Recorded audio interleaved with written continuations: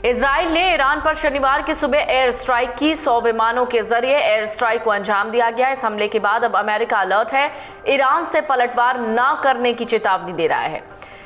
America राष्ट्रपति Joe Biden ने शनिवार को चुप्पी तोड़ी। उन्होंने कहा, ऐसा लगता है इजराइल ने ईरान के खिलाफ अपने जवाबी हमले में विशेष रूप से सैन्य लक्ष्यों को निशाना बनाया है।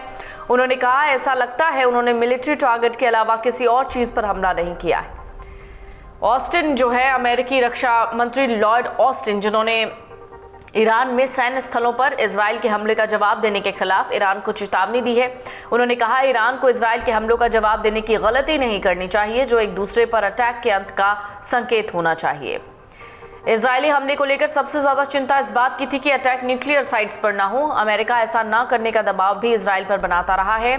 अंतर्राष्ट्रीय परमाणु ऊर्जा एजेंसी IAEA के चीफ ने एक्स पर जानकारी दी है कि इजराइल की एयर स्ट्राइक में न्यूक्लियर फैसिलिटी क्षतिग्रस्त नहीं हुई है। राफेल मारियानो ग्रोसी ने लिखा है, ईरान की परमाणु फैसिलिटी पर कोई प्रभाव नहीं पड़ा है। IAEA निरीक्षक सुरक्षित है, अपना महत्वपूर्ण कार्य जारी रख रहे हैं।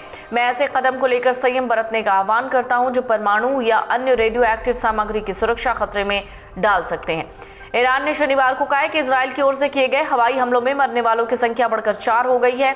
ईरान की सरकारी समाचार एजेंसी IRNA ने अपनी रिपोर्ट में बताया है कि चारों मृतक देश के वायु रक्षा प्रतिष्ठानों में कार्यरत थे। हालांकि उसने ये नहीं बताया कि वो देश के किस हिस्से में तैनात थे। ईरान के राष्ट्रपति मसूद पेजेश्किन ने एक पोस्ट में मारे गए 4 लोगों के प्रति गहरी संवेदना जाहिर की है। राष्ट्रपति ने भविष्य के हमलों को लेकर चेतावनी भी दी है। उन्होंने कहा, ईरान के दुश्मनों को पता होना चाहिए कि बहादुर लोग अपनी जमीन की रक्षा में निडर होकर खड़े हैं, किसी भी मूर्खता का जवाब इंटेलिजेंस से देंगे।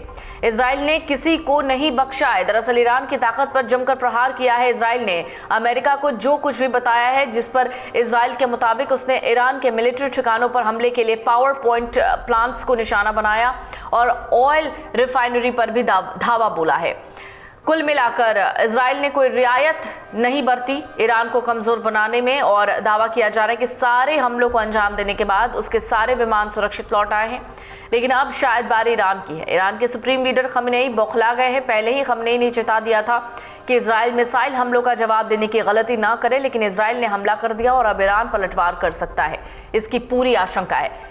दरअसल ईरान ने इसका संकेत भी दिया है। ईरान के उपराष्ट्रपति मोहम्मद रेजा आरिफ ने ट्वीट किया है, ईरान की ताकत हमारे दुश्मन को नीचा दिखाएगी और कमजोर करेगी। अब ईरान के पास कोई चारा बचा भी नहीं है। इजराइल के साथ ईरान की जंग अब एक नए मोड़ पर है, क्योंकि उसके एक एक करके सारे मोहरे पिटते जा रहे हैं। ईरान का मोहरा हमास भी पिट गया है, कमजोर हो चुका है। ईरान का दूसरा मोहरा हिजबुल्लाह है, पूरी तरह से टूट चुका है, उसका मुखिया तक मारा जा चुका है। सीरिया से ईरान को खास मदद मिलती दिखने रही है। ऐसे में ईरान के पास अब सीधे तौर पर जंग में उतरने के सिवा कोई दूसरा चारा नहीं रह गया है। ईरान के राष्ट्रपति मसूद पेजेश्किन ने एक पोस्ट में मारे गए 4 लोगों के प्रति गहरी संवेदना जाहिर की है। राष्ट्रपति ने भविष्य के हमलों को लेकर चेतावनी भी दी है।